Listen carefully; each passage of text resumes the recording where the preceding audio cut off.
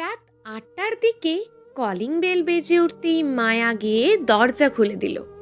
মায়া দরজা খুলতেই তুর্যর পাশে দেখতে পেল চেনা এক মুখ। তাকে দেখে হাসি মুখে মায়া বলে উঠল, কেমন আছেন ভাইয়া?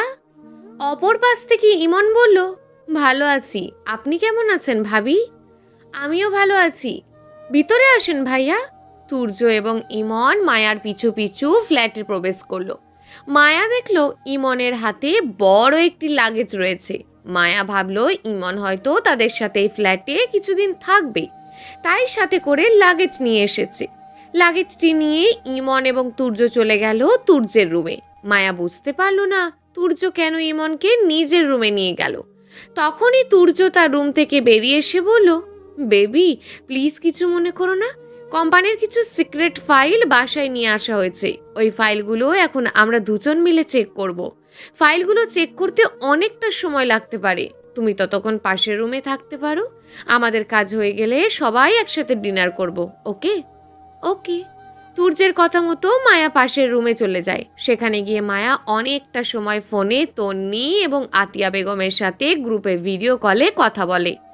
রাত প্রায় 11টার দিকে তুর্য আর ইমনের কাজ শেষ হয়। তারপর তারা ফ্রেশ হয়ে এসে একসাথে ডিনার করছিল। ডিনার করতে করতে মায়া ইমনকে জিজ্ঞেস করলো, আচ্ছা ভাইয়া, আপনি কোথায় থাকেন? আমি তো প্রথমে শুনেছিলাম আপনি নাকি ওনার সাথে লন্ডনেই থাকতেন, কিন্তু কই, লন্ডনে আসার পর গত 9 মাস তো আপনাকে একটা বারের জন্য দেখলাম না। আসলে হয়েছে কি ভাবি, এটা কি হচ্ছে ভাইয়া? আমাকে প্লিজ এভাবে আপনি আপনি করবেন না। আমাকে আপনার ছোট বোন ভাবতে পারেন। আমাকে আমার নাম ধরে ডাকলেই আমি খুশি হব।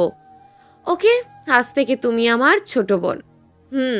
তো যেটা বলছিলাম, তুমি লন্ডনে আসার আগে তোমার হাজবেন্ড তার সকল ব্যবসা নিজেই দেখাশোনা করত। কয়েকটা দেশে তার কোম্পানি থাকায় মাসের 20-25 দিন তাকে সে সকল দেশে গিয়ে নিজের কোম্পানির দেখাশোনা করা লাগতো। কিন্তু তুমি লন্ডনে আসার পর থেকে সে লন্ডনেই ঘাঁটি গেড়েছে। তাই তার পরিবর্তে বিভিন্ন দেশে গিয়ে তার কোম্পানির সকল তথ্য তার কাছে পাঠাতে হয়। তার জন্যই গত 9 মাসে আমার একবারের জন্য লন্ডনে আসা হয়নি। মায়া বুঝতে পারল কাজের অতিরিক্ত চাপ থাকার কারণে ইমন লন্ডনে আসতে পারেনি। তাই মায়া ছোট্ট করে উত্তর দিল, ও বুঝতে পেরেছি। কিছুক্ষণ চুপ করে থেকে মায়া আবারও বলতে শুরু করলো, আমি ভেবেছিলাম বাইরের কেউ আসবে। আপনার বন্ধু যদি আমাকে আগে বলতো যে আপনি আসবেন, তাহলে আমি ইরা আপুকেও আসতে বলতাম। তারপর সবাই মিলেই আজ সারা রাত আড্ডা দিতাম। মায়ার কথা শেষ হতেই তুর্য বলল, ইরাকে আমরাই সাথে করে নিয়ে আসতাম, কিন্তু ও আজ দুপুরের ফ্ল্যাটে দেশে ব্যাক করেছে বলে সেটা সম্ভব হলো না। তুর্যর কথা শুনে মায়া অবাক হয়ে গেল। গত 3 মাসে ইরা এবং মায়ার মধ্যে একটা সুন্দর সম্পর্ক তৈরি হয়েছে। মায়া যেমন নিজের সব কিছু নির্দ্বিধায় ইরার সাথে শেয়ার করে, ইরাও ঠিক তেমন নিজের ছোট্ট ছোট্ট বিষয়গুলো মায়ার সাথে শেয়ার করে। সেই ইরা হঠাৎ এভাবে মায়াকে না জানিয়ে দেশে চলে গেল। কাল রাতেও ইরার সঙ্গে মায়া ফোনে কথা হয়েছে। কই, তখন তো ইরা মায়াকে কিছু জানানো না এই বিষয়ে। মায়া তাই তুর্যকে প্রশ্ন করলো, আপনি কিভাবে জানলেন? কাল রাতেও তো ইরা আপুর সাথেই আমার অনেকক্ষণ ফোনে কথা হয়েছে। কই, ইরা আপু তো আমাকে কিছু বলল না। কাল রাতে বলবে কিভাবে? ইরার বড় মামা হঠাৎ করে আজ সকালে ব্রেন স্ট্রোক করেছে। 11টার দিকে ইরা আমাকে কল করে কান্না করতে করতে বলল ও নাকি দেশে যাবে, কিন্তু এমার্জেন্সিভাবে কোনো টিকিট পাওয়া যাচ্ছে না। তাই আমি দুপুরে আমার প্রাইভেট জেটে করে ওকে দেশে পাঠিয়ে দিয়েছি। এখন ইরা আপুর মামার কি অবস্থা? ইরার সাথে আমার আর কথা হয়নি। ও। তারপর ডিনার শেষ হতেই তুর্য এবং মায়া থেকে বিদায় নিয়ে ইমন চলে যায় তার নিজের ফ্ল্যাটে। মায়া অনেকবার বলেছিল তাদের ফ্ল্যাটে আজকে রাতটা থেকে যেতে, কিন্তু ইমন বিভিন্ন অজুহাত দিয়ে চলে গেল। ইমন চলে যেতেই তুর্য পিছন থেকে এসে মায়ার কোমর জড়িয়ে ধরল। মায়া তুর্যের হাত ছাড়ানোর জন্য ছোটাছুটি করতে শুরু করলে তুর্যের হাতের বাঁধন আরও শক্ত হলো। তুর্য অফিস থেকে ফেরার পর থেকে মায়া কেন যেন তুর্যকে এড়িয়ে চলার চেষ্টা করছে। তুর্য তাই মায়াকে জিজ্ঞেস করলো, তুমি কি কোনো কারণে আমার উপর রাগ করে আছো? না, রেগে থাকবো কেন? আমার তো রেগে থাকা মানায় না। তুর্য মায়াকে নিজের দিকে ঘুরিয়ে মায়ার মুখটা উঁচু করে মায়ার চোখে চোখ রেখে জিজ্ঞেস করলো, তাহলে এভাবে কথা বলছো কেন? মায়া ছোট্ট ছোট্ট চোখ করে তুর্যের দিকে তাকিয়ে বলল, কিভাবে কথা বলছি? একটু অন্যরকম ভাবে যে এটা আপনার মনের ভুল, তাই? হঠাৎই তুর্য পকেট থেকে একটা রুমাল বের করে মায়ার চোখ বেঁধে ফেললো। তারপর মায়াকে কোলে নিয়ে কোথাও একটা যেতে শুরু করলো। কয়েক পা হাঁটার পরেই তুর্য মায়াকে কোল থেকে নামিয়ে দিল। তারপর ধীরে ধীরে মায়ার চোখ থেকে রুমালটা খুলে ফেললো। তুর্য মায়ার চোখ থেকে রুমালটা সরাতেই মায়া চমকে উঠল নিজেদের রুম দেখে। পুরোটা রুম ফুল দিয়ে সাজানো হয়েছে, বিভিন্ন রকমের ফুল দিয়ে সাজানো হয়েছে বিছানার চারিপাশটা। ঘরের পুরো মেঝেতে গোলাপের পাপড়ি ছিটানো রয়েছে। ঘরটা দেখে মায়ার মনে হচ্ছে এ যেন তার স্বপ্নের বাসর। তখনই তুর্য মায়ার সামনে এসে তার পকেট থেকে কালো রঙের একটি বক্স বের করে মায়ার সামনে ধরলো। বক্সটি দেখে মায়া অবাক হয়ে জিজ্ঞেস করলো, কি আছে এটাতে? নিজেই খুলে দেখো। তুর্যের কথা মতো মায়া বক্সটি খুলে দেখলো। বক্সের ভিতর নীল রঙের পাথরের সুন্দর একটি আংটি রয়েছে। আংটিটা দেখতে অসম্ভব রকমের সুন্দর, দেখেই বোঝা যাচ্ছে খুব দামি হবে। মায়া তুর্যের দিকে তাকিয়ে বলল, হঠাৎ এভাবে বাসর ঘর সাজানো আর এত দামি গিফট উপহার দেওয়ার কারণ জানতে পারি? হঠাৎ এভাবে বাসর ঘর সাজানো আর এত দামি উপহার দেওয়ার কারণ হলো, আজ থেকে ঠিক 9 বছর আগে আমাদের এই দিনটাতে তুমি আমার জীবনে এসেছিলে। তোমার আমার দুজনেরই বয়সটা তখন কম ছিল, হয়তো জ্ঞানের অভাবে তখন তোমাকে সঠিকভাবে মূল্যায়ন করতে পারিনি। তাই এখন সেই মর্যাদা দিয়ে অতীতের সেই ভুলগুলো শুধরে নেওয়ার চেষ্টা করছি। তুর্যের কথা শুনে মায়া আনন্দে তুর্যকে জড়িয়ে ধরল। তারপর তুর্যের গালে চুমু দিয়ে বলল, আপনার মনে আছে আজকের দিনটার কথা? জানেন, আজকের সারাটা দিন আমার মনটা অনেক খারাপ ছিল। আমি ভেবেছিলাম আপনি হয়তো এসব মনেই রাখেননি। কি করে মনে না রাখি বলো? 10টা না 5টা না একটা মাত্র বিয়ে করেছি। সেই ম্যারেজ অ্যানিভার্সারিটা ভুলে গেলে হয়? মায়া খুশি হয়ে তুর্যের কথা শুনে। তুর্য তখন মায়াকে বলে, বাসর ঘরে সব স্বামীরাই স্ত্রীদের কিছু না কিছু উপহার দেয়। ভেবে নিও তোমার বাসর ঘরে উপহারটা আমার কাছে তোলা ছিল, সেটাই আজ দিয়ে দিলাম। মায়া খুশি মনে আংটিটা ঘুরিয়ে ফিরিয়ে দেখতে থাকে। তুর্য তখনই মায়াকে প্রশ্ন করে, আংটিটা পছন্দ হয়েছে? হ্যাঁ হ্যাঁ, খুব পছন্দ হয়েছে। জানেন, আমি এর আগে কখনো এই ধরনের কোনো আংটি দেখিনি। এই আংটিটার ডিজাইন, কাটিং, শেপ সব কিছুর মধ্যে অদ্ভুত রকমের সৌন্দর্য রয়েছে। আংটিটা নিশ্চয়ই অনেক দামি, তাই না? অনেক দামি। কাল আমি এটা ভার্সিটিতে পড়তে গিয়ে জাইফাকে দেখাবো। ওকে। মায়া কৌতূহলবশত তুর্যকে জিজ্ঞেস করলো, আচ্ছা এই আংটিটার দাম কত? কোনো গিফটেরই দাম জানতে চাওয়া ঠিক না। কথাটা বলেই তুর্য পানি খেতে নেয়। তখনই মায়া বলে ওঠে, আংটিটা দেখি যথেষ্ট দামি মনে হচ্ছে। কম করে হলো এটা 10 থেকে 15 লক্ষ টাকা তো হবেই। মায়ার কথা শেষ হতেই তুর্যের মুখ থেকে সবটুকু পানি বেরিয়ে গেল। হঠাৎই তুর্য বিষম খেলো। তুর্যকে বিষম খেতে দেখে মায়া এগিয়ে এসে তুর্যর পিঠে হাত বোলাতে থাকলো। তুর্য কিছুটা স্বাভাবিক হয়েই বলল, আমি এত শখ করে তোমার জন্য আংটিটা আনলাম, আর এটাকে তোমার 10-15 লক্ষ টাকার আংটি মনে হলো? আংটিটার ওপরে যে পাথরটা দেখছো, ওটা ব্লু রয়্যালের। তুর্যর মুখে ব্লু রয়্যাল নামটা শোনার সাথে সাথে মায়ার হাত থেকে আংটিটা পড়ে যেতে নিল। মায়া কোনোভাবেই আংটিটা ধরে অবাক হয়ে তুর্যের দিকে তাকালো, কারণ মায়া জানে যে নীল রঙের হীরাগুলির মধ্যে পৃথিবীর সবচেয়ে বিখ্যাত হলো ব্লু রয়্যাল হীরক। এটি গোল্ডকন্ড ব্লু নামেও পরিচিত। এই হীরা দেশি মূল্য নির্ভর করে এর আকার, স্বচ্ছতা এবং রঙের ওপর। তবে এই ধরনের হীরের দাম সাধারণত দেশি টাকার কয়েকশো কোটি টাকা হয়ে যায়। মায়া এখনও বিশ্বাস করতে পারছে না যে তুর্য তার জন্য ব্লু রয়্যালের আংটি এনেছে। মায়া ভাবছে এটা কি সত্যি না স্বপ্ন। তখনই মায়ার হাত থেকে আংটিটা নিয়ে তুর্য নিজে মায়ার আঙুলে সেই আংটিটা পরিয়ে দিল। তারপর আলমারি থেকে একটা প্যাকেট এনে মায়ার হাতে দিয়ে বলল, যাও এটা পরে আসো, আমার খুব জোরে বাসর পাচ্ছে। এটা আবার কেমন কথা? এখন আর কোনো কথা বাড়িও না প্লিজ, এটা পরে নাও। মায়া তুর্যের দিকে তাকিয়ে চোখ রাঙিয়ে বলল, যেটাই পরে আছি 5 মিনিট পর তো সেটাও খুলে ফেলবেন, তাহলে আর এগুলো পরার কি দরকার? এই প্যাকেটগুলোয় এমন কিছু ড্রেস আছে যা খুলতে খুলতে আমার আরও বেশি মজা লাগবে। মায়া এই ঠোঁটকাটা লোকের সাথে কথা না বাড়িয়ে ওয়াশরুমে চলে গেল। ওয়াশরুমে গিয়ে প্যাকেটটা খুলেই মায়া চিৎকার করে বলে ওঠে, কি আনছো এগুলো? আমি এগুলো পরতে পারবো না। তুমি এগুলো পরতে না পারলে আমি নিজের হাতে তোমাকে পরিয়ে দেবো ওগুলো। মায়া উপায় না পেয়ে বাধ্য হয়েই সেই ছোট ড্রেসগুলো পরে নিল। তারপর কোনো রকমে ওয়াশরুম থেকে বাইরে এলো। মায়াকে দেখে তুর্যের নেশা যেন আরো কয়েক গুণ বেড়ে গেল। সে এগিয়ে গিয়ে মায়ার ঠোঁট দুটো নিজের দখলে নিয়ে নিল। তারপর ধীরে ধীরে মায়াকে নিয়ে এগিয়ে গেল বিছানার দিকে। তাদের ভালোবাসার সাক্ষী হলো আরেকটি রাত। সেই রাতে দুমড়ে মুচড়ে যেতে থাকলো বিছানার উপরে থাকা গোলাপের পাপড়িগুলো। সকালে মায়া তুর্যের আগে ঘুম থেকে উঠে পড়ল। তারপর তুর্যের হাতের বাঁধনের দিকে নিজেকে মুক্ত করে বিছানা ছেড়ে উঠে দাঁড়িয়ে ওয়াশরুমে চলে গেল গোসল করতে। ওয়াশরুম থেকে ফিরে মায়া জাইফাকে কল করার জন্য ফোনটা হাতে নিল। ফোন হাতে নিতেই মায়া দেখলো 1.5 ঘন্টা আগে ইরা বেশ কয়েকবার কল করেছে মায়াকে, কিন্তু মায়ার ফোন সাইলেন্ট থাকার কারণে মায়া বুঝতে পারেনি। মায়া কখনোই নিজের ফোন সাইলেন্ট করে রাখে না।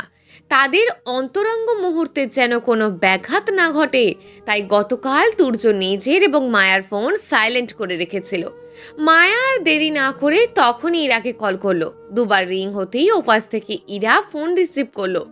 ইরা ফোন রিসিভ করতেই মায়া বলে উঠল, আপু তুমি কেমন আছো? এই তো আছি কোনো রকম।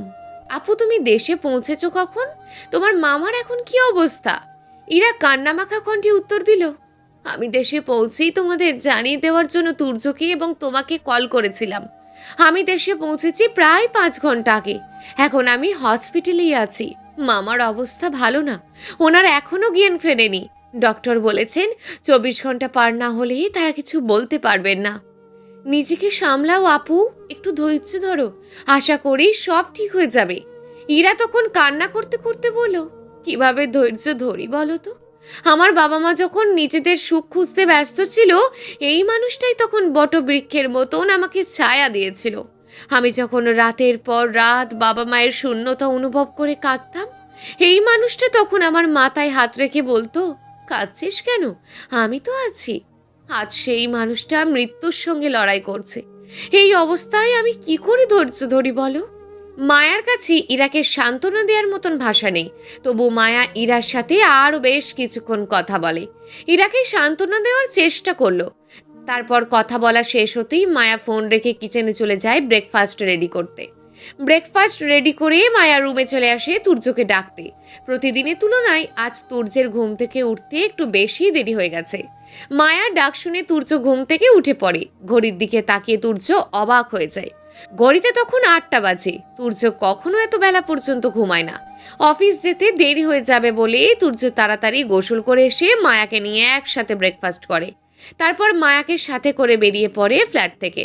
লিফটে করে নিচে নামার সময় মায়া তুর্যকে বলল, সকালে ইরা আপু কল করেছিল, সে দেশ পৌঁছেছে এটা জানানোর জন্য। ওর মামা এখন কেমন আছে? আপু বলল ওনার মামার অবস্থা নাকি খুব একটা ভালো না।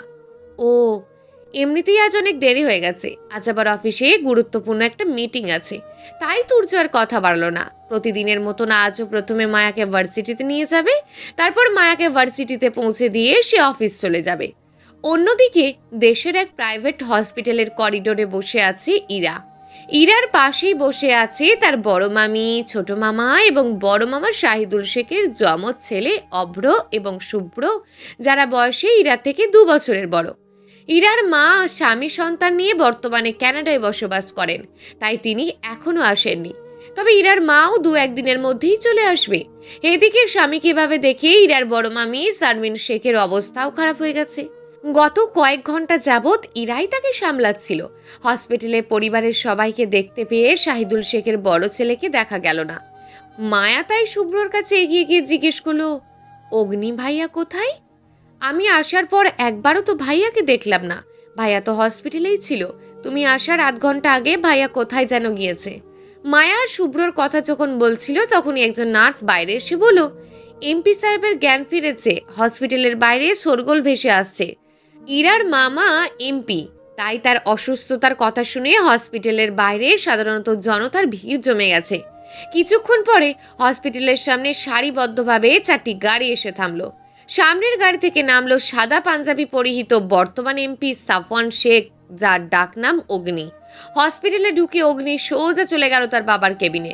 কেবিনে ঢুকতেই অগ্নি দেখতে পেল তার মা শারমিন শেখ তার বাবার পাশে বসে আছে, আর তার পাশেই দাঁড়িয়ে আছে ইরা। অগ্নি এগিয়ে এসে একটা চুল টেনে তার বাবার পাশে বসে পড়ল। তারপর বাবার হাতে হাত রেখে অশ্রুসিক্ত চোখে বাবার দিকে তাকিয়ে জিজ্ঞেস করলো, বাবা, এখন তুমি কেমন আছো? শাহিদুল শেখ কোনো রকমে উত্তর দিলেন, আমি ভালো আছি বাবা, এখন অনেকটা ভালো আছি। তারপর অগ্নি ইরার দিকে তাকিয়ে বলল, তুই কেমন আছিস? ইরা আস্তে করে উত্তর দিল, ভালো। শাহিদুল শেখের এই মুহূর্তে বেশি কথা বলাটা ঠিক না, তাই অগ্নি বাবা মায়ের থেকে বিদায় নিয়ে চলে গেল ডক্টরের কাছে। অনেকটা সময় নিয়ে ডক্টরের কাছ থেকে তার বাবার রিপোর্ট সম্পর্কে বিস্তারিত সব কিছু শুনতে থাকলো। ডক্টর অগ্নিকে বলল তার ব্রেন স্ট্রোক, যা মস্তিষ্কে রক্ত প্রবাহে ব্যাঘাত ঘটায়। তার প্রধান কারণগুলো হলো রক্তনালীতে ব্লকেজ বা রক্তনালী ফেটে যাওয়া। এই সমস্যাগুলো শরীরের বিভিন্ন কারণে হতে পারে, তবে স্ট্রোকের অন্যতম প্রধান ঝুঁকি কারণ হলো উচ্চ রক্তচাপ। এটি রক্তনালীগুলিকে দুর্বল করে এবং স্ট্রোকের ঝুঁকি বাড়ায়। আপাতত তোমার বাবা আউট অফ ডেঞ্জার, তবে তোমাদের সব সময় খেয়াল রাখতে হবে উনি যেন হাইপার না হয়, কোনো স্ট্রেস না নেয়, আর ওনাকে সব সময় হাসি খুশি রাখার চেষ্টা করবে। ওনাকে মেন্টালি প্রেসার দিলে পুনরায় ওনার মস্তিষ্কে রক্তক্ষরণ হওয়ার সম্ভাবনা রয়েছে। সেরকম হলে আমাদের হাতে আর কিছুই থাকবে না। ঠিক আছে আঙ্কেল, আমি বাবার সম্পূর্ণ খেয়াল রাখবো। ডক্টরের সাথে কথা বলে অগ্নি আবার যায় তার বাবার কেবিনে। শাহিদুল শেখ তখন ঘুমাচ্ছিলেন। শারমিন শেখ ছেলেকে দেখেই বলে উঠল, অগ্নি, একটা কথা বলবো, রাখবি বাবা? এভাবে বলছো কেন আম্মু, কি বলবে বলো? ইরা অনেকটা জার্নি করে এসেছে, আবার এখানেও অনেকক্ষণ যাবত রয়েছে। তুই ওকে তোর সাথে করে বাড়ি নিয়ে যা, ওর ফ্রেশ হওয়ার প্রয়োজন। অগ্নি মায়ের কথা শুনে বাধ্য ছেলের মতন ইরাকে নিয়ে বাসার উদ্দেশ্যে রওনা হলো। বাড়ি যাওয়ার পথে তাদের মধ্যে কথা হলো খুবই স্বল্প পরিমাণ। ইরা দেশে গিয়েছে আজ 7 দিন হলো। প্রথম 4 দিন ইরার সাথে মায়ার কথা হলেও গত 3 দিনে তাদের দুজনের কোনো যোগাযোগ হয়নি। সকাল 7টা মায়া ব্রেকফাস্ট রেডি করছিল, তখনই মায়ার ফোনের নোটিফিকেশনটা বেজে ওঠে। কিসের নোটিফিকেশন আসলো তা দেখার জন্য মায়া ফোনটা হাতে নেয়। তখনই ইরা তাকে মেসেজ দিয়েছে। আজ 3 দিন পরে ইরার মেসেজ থেকে মায়া খুশি মনে ওপেন করে, কিন্তু হোয়াটসঅ্যাপ ওপেন করতেই মায়া অবাক হয়ে যায়।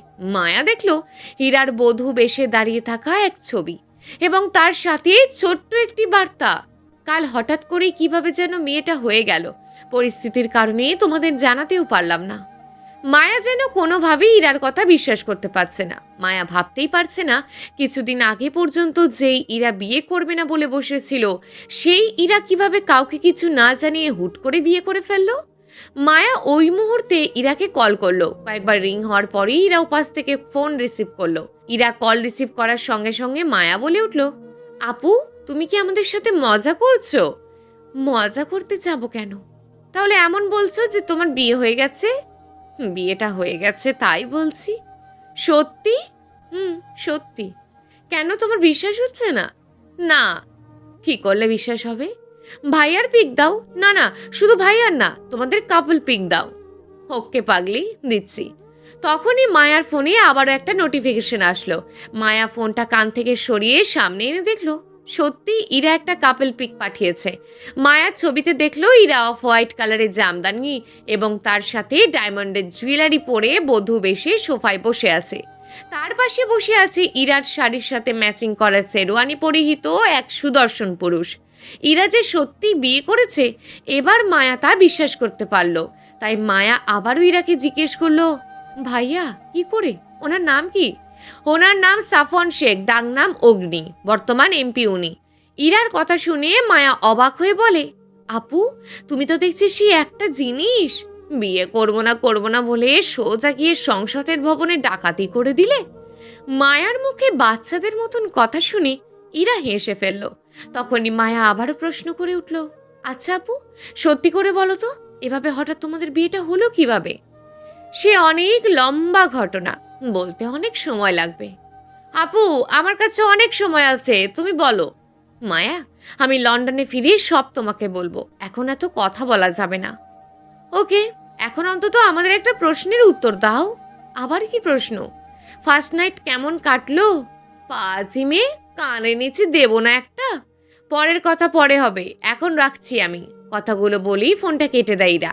ব্যালকনিতে দাঁড়িয়ে থেকে মায়ের সাথে কথা বলছিল ইরা। সে এতক্ষণ মায়ার সাথে হেসে হেসে কথা বলেও এখন মন খারাপ করে তাকিয়ে আছে আকাশের দিকে।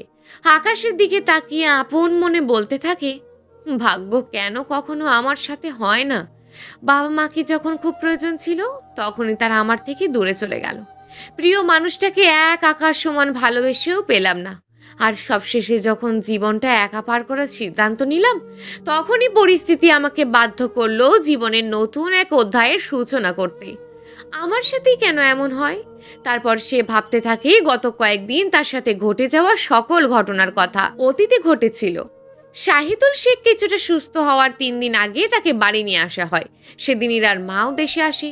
শাহিদুল শেখকে কিছুটা সুস্থ দেখে গত পরশু ব্রেকফাস্ট করার জন্য ডাইনিং টেবিলে বসিয়ে প্রতিটা সদস্যর উপস্থিতিতে ইরা তার বড় মামিকে বলে, মামি, তোমাকে একটা কথা বলার ছিল। কি কথা? কাল আমি লন্ডনে ব্যাক করব। শারমিন শেখ অবাক হয়ে জিজ্ঞেস করলো, কেন? লন্ডনেই তো আমার সবকিছু রয়েছে, সেখানে তো আমাকে ফিরতেই হবে। না না, তোমাকে আর লন্ডনে ফিরতে হবে না। গত 5 বছর যাবৎ তোমাকে বিয়ের জন্য দেশে ফিরতে বলছিলাম, কিন্তু একবারের জন্য তুমি আমাদের কথা শুনোনি। লন্ডনে গিয়ে পড়াশোনা করতে চেয়েছিলে, তাই দিয়েছি। পড়াশোনা শেষ করে দেশে না ফিরে ওখানেই চাকরি নিয়ে বসলে। আমার বারবার দেশের ফিরতে বলা সত্ত্বেও তুমি ফিরলে না। কিন্তু এবার আর তোমাকে সুযোগ দেওয়া হবে না। প্লিজ মামি, বোঝার চেষ্টা করো। আমি কোনো কিছু বুঝতে চাই না বা শুনতেও চাই না। এরা বাংলার মেয়েরা 20তেই বুড়ি, সে জায়গায় তোমার 27 বছর বয়সের।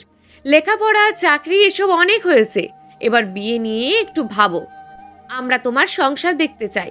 সরি মামি, আমি তোমার এই কথাটা রাখতে পারবো না। আগামীকাল রাতের ফ্লাইটে আমি লন্ডনে ব্যাক করব। ইরার কথা শেষ হতেই অগ্নি শব্দ করে তার হাতে থাকা চামচটা প্লেটে রেখে তারপর খাবার না খেয়েই চলে যায় সেখান থেকে। ইরা সহ সবাই তাকিয়ে থাকে অগ্নির চলে যাওয়ার দিকে, কিন্তু কেউ বুঝতে পারে না অগ্নির হঠাৎ রেগে যাওয়ার কারণ। রাগে ইরা যখন তার লাগেজ গোছাচ্ছিল, তখন শারমিন শেখ এসে ইরাকে বলল, তোমার মামা তোমায় ডেকেছে, উনি তোমার সাথে কথা বলতে চায়।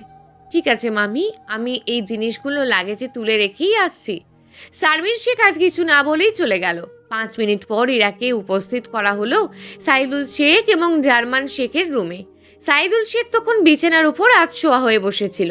সাইদুল শেখ ইরাকে আসতে দেখে খুব খুশি হলেন। তারপর সে ইরাকে তার পাশে বসতে বললেন। ইরাও চুপচাপ তার মাথার পাশে বসলো। তারপর সাইদুল শেখ ইরার মাথায় হাত বুলিয়ে দিয়ে বলল, মারে, তোকে কিছু কথা বলবো। হ্যাঁ বলো না মামা। মারে, জানি না কি কারণে উপরওয়ালা আমাকে কোনো কন্যা সন্তান দেয়নি, তবে তোর বাবা মায়ের অনুপস্থিতিতে আমি আর তোর মামি তোকে নিজের সন্তানের মতন লালন পালন করার চেষ্টা করেছি। জানি না কতটুকু সম্ভব হয়েছে, তবে আমি সর্বোচ্চ চেষ্টা করেছি সকল ইচ্ছে, সকল আবদার পূরণ করার। মায়া, তুমি এভাবে কেন বলছো? আমি আমার জীবনে যা করেছি, যতটুকু করেছি, তার পিছনে তোমার অবদান সবচেয়ে বেশি। আমার সেই অবদানের বিনিময়ে যদি তোর থেকে কিছুটা চাই, তাহলে কি তুই আমায় দিবি? ইরা তখন সাইদুল শেখের হাতের ওপরে হাত রাখে, তাকে আশ্বাস দিয়ে বলে, কেন নয় মামা, তুমি একবার চেয়ে তো দেখো। তোমার খুশির জন্য আমি আমার শেষ নিঃশ্বাসটাও নাম লিখে দিতে পারি। মারে, আমার শরীরের অবস্থা খুব একটা বেশি ভালো না। জানি না কখন খোদার ডাকে সারা দিয়ে পরপারিতে জমাতে হয়। যদি বলি শেষ বেলা আর শেষ ইচ্ছা হিসাবে আমি তোর আর অগ্নির বিয়ে দেখতে চাই, তাহলে কি তুই রাখবি আমার কথাটা? ইরা থমকে যায় তার মামার মুখে এমন কথা শুনে। সে ভাবতেও পারেনি তার মামা এমন কিছু চেয়ে বসবে। ইরা তখন শাহিদুল শেখের হাতের উপরে হাত রাখে, ধীরে ধীরে সরিয়ে নিতে থাকে। ইরাকে হাত সরিয়ে নিতে দেখে সাইদুল শেখ বুঝতে পারে যে ইরা তার কথাটা রাখতে পারবে না। তাই সে কান্নামাখা কণ্ঠে বলল, থাক, সমস্যা নেই। আমি হয়তো আমার সীমার বাইরে গিয়ে কিছু চেয়ে ফেলেছি। মানুষটার জীবনের সব আশা তো আর পূরণ হয় না। শেষ বেলায় আমি না হয় এই আক্ষেপ নিয়েই মরলাম। ইরা জীবনে তার অবদান সবচেয়ে বেশি, সেই মামার মুখে এমন কথা শুনে ইরা আর নিজেকে ধরে রাখতে পারল না। তার মামার দিকে তাকিয়ে কাঁদতে কাঁদতে বলল, তুমি এভাবে বলো না মামা, তোমার খুশির জন্য আমি সব করতে রাজি আছি। ইরার মুখে এমন কথা শুনে সাইদুল শেখ হীরার দিকে তাকিয়ে বলল, আমি চাই কালই তোমার আর অগ্নির বিয়ে দিতে। ইরা কান্না করতে করতে বলল, তোমরা বিয়ের ব্যবস্থা করো, আমি রাজি আছি এই বিয়েতে। তারপর কান্না করতে করতে সাইদুল শেখের রুম থেকে বেরিয়ে যায় ইরা। সাইদুল শেখের রুম থেকে নিজেকে রুমে ছাড়িয়ে নেওয়ার সময় ইরার দেখা হলো অগ্নির সাথে। অগ্নি ইরাকে পাশ কাটিয়ে চলে যাচ্ছিল। তখনই ইরা অগ্নিকে ডেকে বলে, ভাইয়া, আপনার সাথে আমার কিছু কথা আছে। বল। এখানে না, আপনি আমার রুমে চলুন। ওকে। তারপর অগ্নি ইরার সাথে ইরার রুমে চলে গেল। রুমে ঢুকেই ইরা দরজা বন্ধ করে দিয়ে অগ্নির দিকে তাকিয়ে কাঁদতে কাঁদতে বলল, ভাইয়া, মামা আপনার সাথে আমার বিয়ে দিতে চাইছে। আমি জানি। তারপর ইরা মাথা নিচু করে বলল, মামা আমাকে এমনভাবে কথাটা বলেছে যে আমি না করতে পারিনি। আপনি প্লিজ মামাকে গিয়ে বলুন আপনি বিয়েটা করতে পারবেন না। আমার পক্ষে এসব বলা সম্ভব না। কেন ভাইয়া?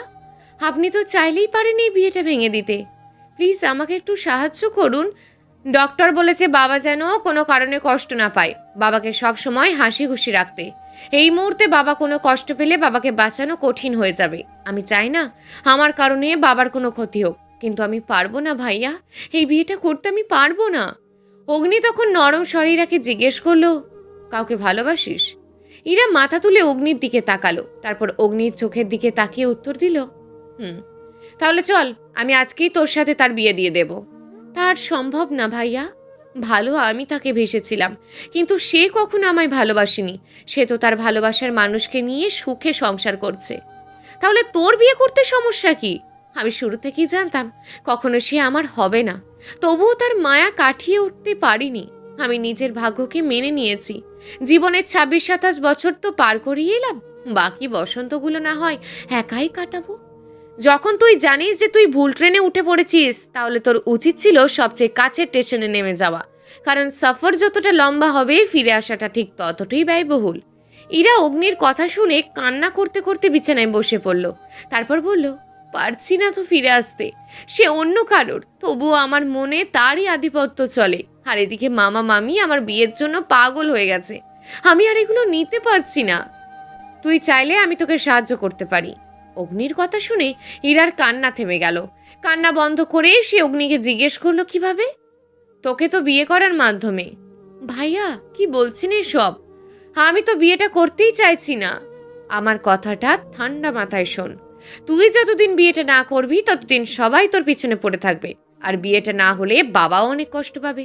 এই মুহূর্তে বাবাকে কোনো ট্রেস দেওয়াটা ঠিক হবে না। তার চেয়ে ভালো তুই বিয়েটা করে নে। তুই সবাইকে দেখাবি যে তুই নিজের ইচ্ছায় বিয়েটা করেছিস। বিয়ের পর পুরো দুনিয়া জানবে আমরা স্বামী স্ত্রী, আমরা সুখী দম্পতি। কিন্তু 4 দেওয়ালের ভিতর বদ্ধ ঘরে আমি কখনো তোর কাছে স্বামীর অধিকার চাইবো না। তারপর বাবা কিছুটা সুস্থ হলে তুই লন্ডনে ফিরে যাস, আমি তোকে বাধা দেব না। অগ্নির কথা শুনে ইরাও এক পর্যায়ে গিয়ে রাজি হয়ে গেল এই বিয়েতে। ইরা বিয়েতে রাজি জেনে বাড়ির সবাই বিয়ের তোড়জোড় শুরু করে দেয়। তারপর একদিনের মধ্যে ইরা এবং অগ্নির বিয়ে হয়ে যায়। বর্তমানে ইরা এতক্ষণ ব্যালকনিতে দাঁড়িয়ে ভাবছিল 2 দিন আগে তার সাথে ঘটে যাওয়া সকল ঘটনার কথা। হঠাৎ কে যেন পিছন থেকে এসে ইরার কোমর জড়িয়ে ধরলো। আকস্মিক ঘটনায় ইরা ভয় পেয়ে তড়িৎ গতিতে ঘুরে তাকালো। ঘুরে তাকিয়ে ইরা দেখলো তার পিছনে অগ্নি দাঁড়িয়ে আছে। অগ্নিকে দেখে ইরা রাগী গলায় বলল, এটা কি ধরনের অসভ্যতা? এখানে তুমি অসভ্যতার কি দেখলে? আপনি এভাবে আমাকে তুমি তুমি করছেন কেন? আর আপনি আমাকে টাচ করলেন কেন? বউকে তুই তুকারি করলে এই বিষয়টা খারাপ দেখায়। আর আমি তোমার হাজবেন্ড, আমি তোমাকে টাচ করব, এটা খুব স্বাভাবিক একটা ব্যাপার। না, এটা কোনো স্বাভাবিক ব্যাপার না। কেন? আপনি জানেন না কেন? ভাইয়া, আপনি কি পাগল হয়ে গেছেন? আপনি কি ভুলে গেছেন আপনার সাথে আমার কি কথা হয়েছিল? কি কথা হয়েছিল? ইরা অবাক হয়ে বলে, আপনি কি আমার সাথে মজা করছেন? আপনি জানেন না আমাদের মাঝে কি কথা হয়েছিল? আপনি আমাকে বলেছিলেন না যে বিয়ের পর পুরো দুনিয়া জানবে আমরা স্বামী স্ত্রী, আমরা সুখী দম্পতি, কিন্তু 4 দেওয়ালের ভিতরের বদ্ধ ঘরে আমি কখনো তোমার কাছে স্বামীর অধিকার চাইবো না। তারপর বাবা কিছুটা সুস্থ হলে তুই লন্ডনে ফিরে যাস, আমি তোমাকে বাধা দেব না। অগ্নি ইনোসেন্ট ফেস করে বলল, এই ধরনের কোনো কিছু বলেছিলাম বুঝি? হয়তো বলেছিলাম। আসলে কি হয়েছে, রাজনীতি করি তো, তাই নির্বাচনের আগে সাধারণ জনগণকে অনেক কথাই বলতে হয়, তাকে আশ্বাস দিতে হয়। কিন্তু নির্বাচনে বিজয়ী হওয়ার পর কয়েকটা রাখি বলো তো কথা। তোমার ক্ষেত্রেও ঠিক একই ঘটনা ঘটেছে। যা বলেছি তোমাকে বিয়ে করার জন্য বলেছি, এখন আমাদের বিয়ে হয়ে গেছে, তাই ওসব কথা মাথা থেকে ঝেড়ে ফেলো। অগ্নির কথা শুনে ইরা কান্না করতে করতে বলে, আপনি আমাকে এভাবে ঠকাতে পারেন না। আমি তোমাকে ঠকাইনি তো, শুধু একটা মিথ্যে কথা বলেছিলাম। নিজের পছন্দের মানুষকে নিজের করে পাওয়ার জন্য 2-4টে লাভও ফেলতে হয়, তবুও সাফন শেখ দ্বিতীয়বার ভাবতো না। আর সেখানে 2টো মিথ্যা বলেছি তোমাকে, এটাকেই তুমি এত বড় করে দেখছো? আমি কি বলেছি না যে সব ভুলে যাও? আমাকে ভালোবাসতে শুরু করো। বিশ্বাস করো, তোমাকে রানী করে রাখবো। আমাকে একটা সুযোগ দাও নিজের ভালোবাসা প্রকাশ করার জন্য। ভাইয়া, আমি আপনাকে আগেও বলেছিলাম আমি কখনোই বিয়েটা মানতে পারবো না। তোমাকে মানতে হবে না, ওপরওয়ালার প্রতি আমার বিশ্বাস আছে। আমাদের সম্পর্কটা যেহেতু পবিত্র, আশা করি খুব তাড়াতাড়ি তোমার মনে আমার জন্য ভালোবাসার সৃষ্টি করে দেবে। অগ্নির কথা শুনে ইরা থমকে যায়। ইরা ভাবতেও পারেনি অগ্নি তাকে এভাবে ঠকাবে। ওদিকে ইরার বিয়ের কথা তুর্যকে জানাবে বলে খুশিতে মায়া দৌড়ে কিচেন থেকে বের হতে নেয়। ঠিক তখনই কার্পেটে পা পিছলে পড়ে যায় মায়া। তখন তুর্যও রুমে ঘুমাচ্ছিল। হঠাৎ মায়ার চিৎকার শুনে ঘুম ভাঙে তুর্যর। ঘুম ভাঙতেই তুর্য দৌড়ে রুম থেকে বেরিয়ে যায় মায়ার কি হয়েছে তা দেখার জন্য। তখন দৌড়ে তুর্য ড্রয়িং রুমে আসতেই দেখে মায়া মেঝেতে শুয়ে পেট ধরে ছটফট করছে। মায়াকে এই অবস্থায় দেখে তুর্য ভয় পেয়ে যায়। দৌড়ে মায়ার কাছে যেতেই সে খেয়াল করলো যে তার মায়ার প্রচুর ব্লিডিং হচ্ছে। তুর্য মায়ার এমন হঠাৎ করে ব্লিডিং হওয়ার কারণ বুঝতে পারে না। তবে চলবে গল্প অপ্রিয় সেই তুমি, লেখিকা প্রিয়া আফরোজ। প্রিয় দর্শক বন্ধুরা, এই গল্পটি চলমান এবং এখনো বেশ কয়েকটি পর্ব দেওয়া হবে। পরবর্তী পর্বগুলো নিয়মিত পেতে আমাদের চ্যানেলটিকে অবশ্যই সাবস্ক্রাইব করে রাখবেন। দেখা হবে পরবর্তী ভিডিওতে। ততক্ষণ ভালো থাকুন, সুস্থ থাকুন এবং নিজের পরিবারের খেয়াল রাখুন। ধন্যবাদ।